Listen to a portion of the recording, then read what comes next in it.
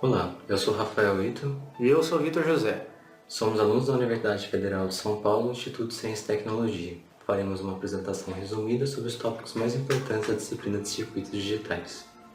O plano de ensino de circuitos digitais possui na ementa os seguintes tópicos: sistema de numeração, funções lógicas e portas lógicas, simplificação de funções booleanas, circuitos combinacionais são compostos de conversores, decodificadores, multiplexadores, demultiplexadores, geradores de paridade, somadores, subtratores, somadores BCD, multiplicadores e comparadores de magnitude.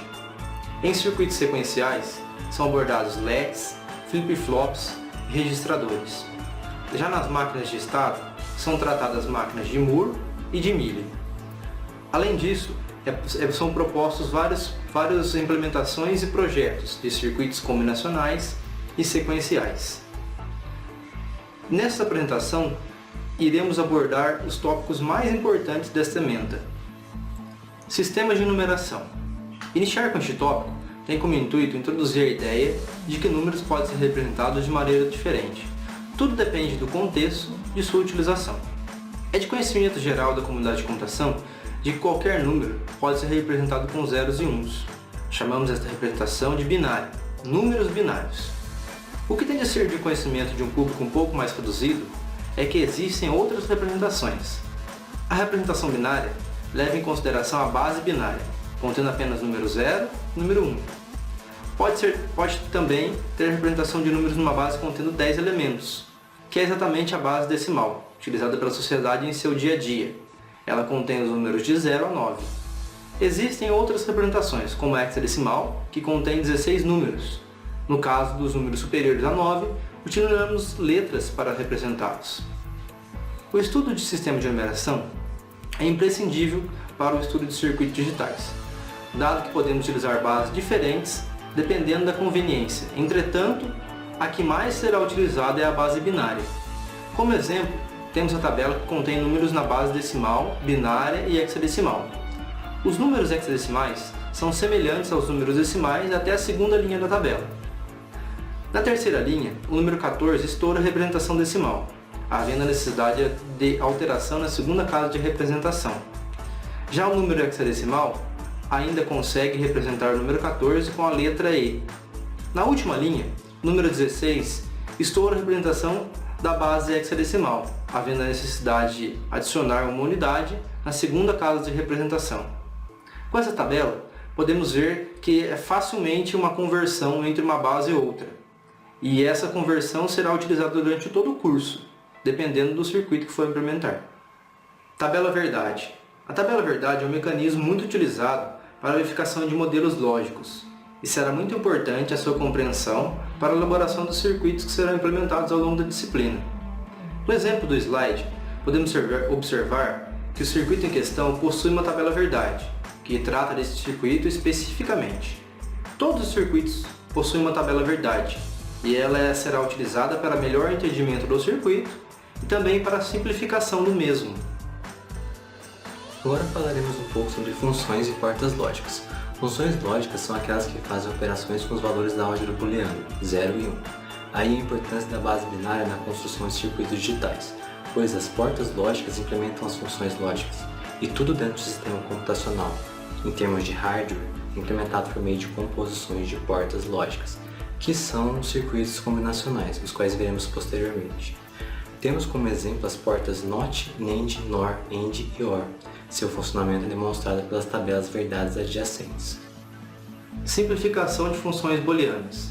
A simplificação de funções booleanas consiste em remover informações redundantes das tabelas verdade de uma dada função. Isso tem como objetivo economizar portas lógicas de um dado circuito. Utilizando este conceito de redução por min termo e max termo, a simplificação por min termo simplifica a tabela verdade utilizando os números 1 da tabela, enquanto a simplificação por max termo utiliza os números zeros. No exemplo do slide, o exemplo A ele é um circuito que não foi reduzido por min termo e max termo. Então a gente tem a tabela completa, o circuito mais caro de implementar. Já no exemplo B, a gente tem redução do circuito depois de simplificar por min termo e max termo, que fica um circuito mais barato e mais fácil de implementar. Agora falando um pouco sobre circuitos combinacionais. Os circuitos combinacionais, como foi dito anteriormente, são composições de portas lógicas. Essas composições acabam criando um circuito que implementa a automação. Podemos ver claramente uma semelhança com a programação de software, na qual manipulamos variáveis e estruturas de dados com o intuito de executar automação complexa que, geralmente, resolve o problema. Podemos considerar, então, circuitos combinacionais implementações que executam determinadas ações que nos serão úteis. Por exemplo, um somador. O somador executa a operação de soma de dois números, ou seja, utilizando portas lógicas com operações lógicas, podemos realizar operações aritméticas, no nosso exemplo, uma soma. Este é um exemplo de somador, de subtrator completo, o qual executa a soma ou subtração de um número A e B. O bit de entrada TE determina qual operação será realizada, soma ou subtração, enquanto que a entrada M é ligada à memória do computador. Por fim, teremos a saída S e TS. S seria o resultado da operação sobre A e B, e TS é uma flag, que indica se houve estouro de representação ou não. Agora falaremos sobre o multiplexador. O multiplexador é um exemplo do circuito combinacional lógico. Ele executa uma ação não relacionada à aritmética. No caso, o multiplexador faz a tarefa de seleção. Seleciona a entrada que passará adiante. No exemplo com o multiplexador 2 bits de seleção, 2 bits podem representar 4 números. Portanto, este multiplexador faz uma seleção entre 4 entradas. Olhando o nosso exemplo, imagine que S1 tenha valor 1 e S0 tenha valor 0. Isso compõe o número 10, que trata do número 2. Nesse caso, será selecionada a entrada I2, pois somente a porta END da entrada I2 receberá o valor 1. Demultiplexador. Um demultiplexador é um dispositivo que executa a operação inversa do multiplexador, isto é, ele seleciona qual saída será utilizada para propagar a informação de entrada. Neste exemplo, temos um circuito que representa um demultiplexador com 8 saídas, o qual possui 3 bits de seleção. Sendo assim, é possível selecionar qual saída estará ativa para a propagação do dado de entrada. Agora falaremos de um novo tipo de circuito, os circuitos sequenciais, que não depende somente da entrada atual de dados, como também da entrada anterior.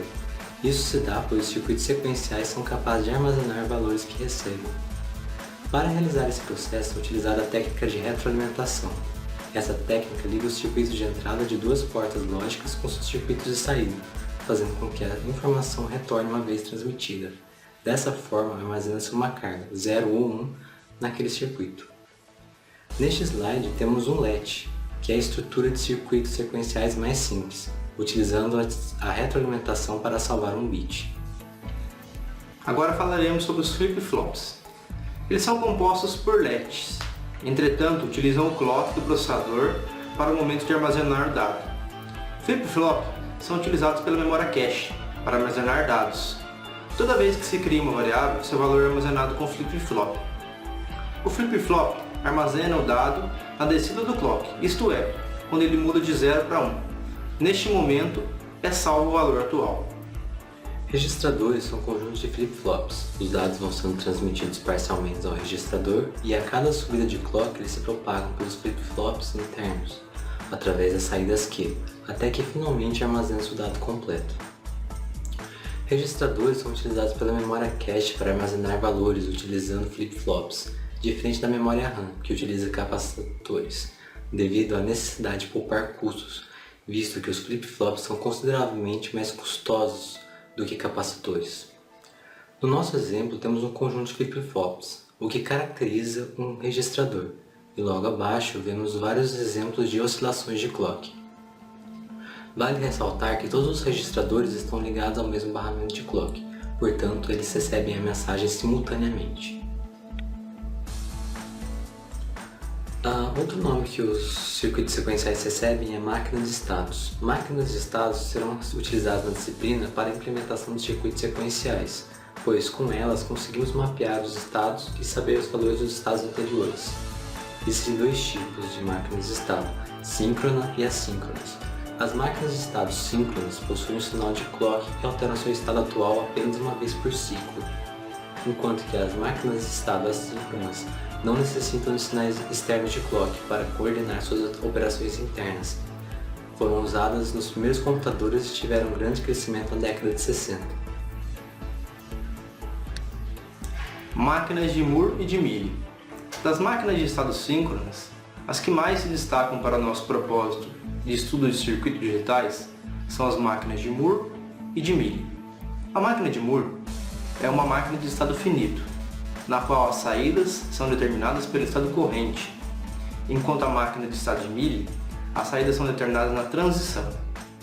As máquinas de estado finitas podem modelar um grande número de problemas, entre as quais a automação de design eletrônico, projeto de protocolo de comunicação, e na biologia e na pesquisa de inteligência artificial são utilizadas para descrever sistemas neurológicos, em linguística para descrever gramática das linguagens. Falaremos agora sobre os projetos da disciplina. Durante o curso, geralmente são implementados circuitos combinacionais, multiplicadores, somadores e multiplexadores. Posteriormente, com circuitos sequenciais, implementa-se um semáforo, para que o aluno se familiarize com a utilização das máquinas de estado. Um possível projeto final para o curso é a implementação de uma ULA, Unidade Lógica Aritmética. A ULA é um circuito digital que realiza operações lógicas e aritméticas. É peça fundamental da unidade central de processamento, CPU, e até dos mais simples microprocessadores. Ela soma, subtrai, divide, determina se o número é positivo, negativo ou nulo, e também é capaz de fazer comparações de grandeza e igualdade. Ao final da disciplina, é esperado que o aluno tenha uma compreensão razoável do funcionamento do hardware de um computador. É também recomendado que o aluno tenha consciência de que determinados tipos de circuitos são mais adequados para determinados tipos de problema, como por exemplo o porquê da não utilização de LEDs para a construção de máquinas de estados síncronas. Naturalmente, pois como os LEDs não utilizam clock, não há como garantir que eles irão armazenar os valores dos estados. Assim, recomenda a utilização de flip-flops. A disciplina de circuitos digitais tem como intuito dar ao aluno uma boa noção do funcionamento de hardware, visto que esse conhecimento é imprescindível em certos projetos, como os de sistemas embarcados, e até mesmo para que o aluno entenda como os recursos de hardware são gerenciados.